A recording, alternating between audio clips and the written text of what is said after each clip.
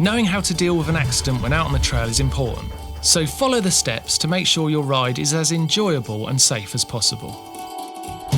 We're really lucky here in Snowdonia. We don't see a lot of mountain biking accidents. They're really rare. And I think probably the vast majority of them people are able to sort out for themselves, and that's why we don't get to see them.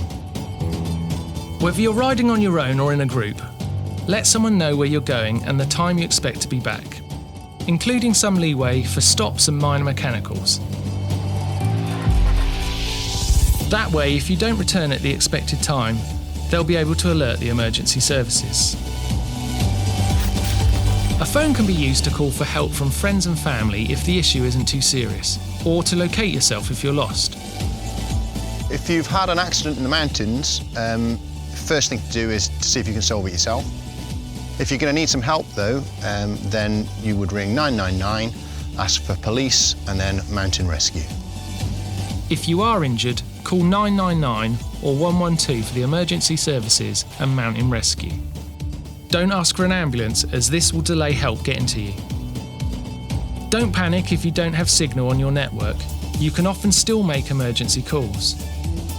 You can also text the emergency services. You just need to register your phone, which involves simply sending the word register to 999.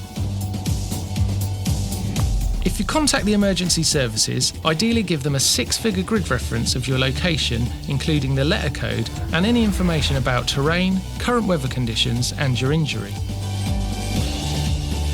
If you're unsure where you are on a map, apps are available that can help you with this information.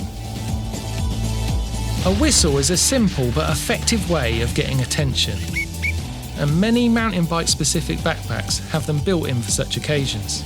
If you haven't got a whistle, follow the same protocol, but with shouts, or, if it's dark, use flashes of a torch.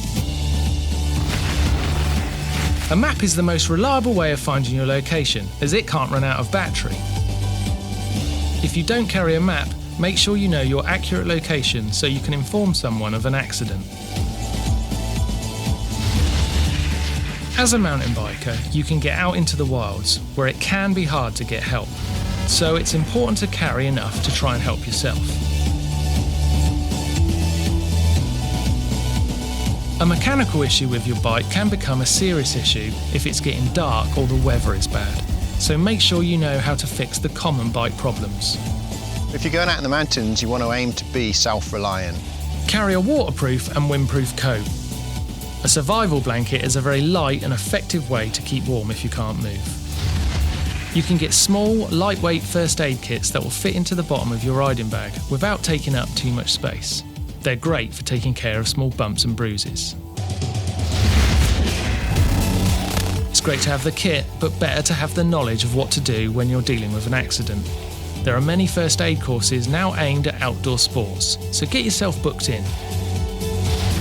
If you're riding in a group and someone has an accident, or you come across an accident on your ride, first ensure you're not endangering yourself or others by approaching them.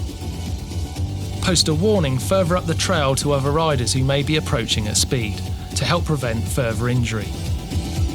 Find out if anyone in your group or on the scene has first aid qualification and follow their instructions.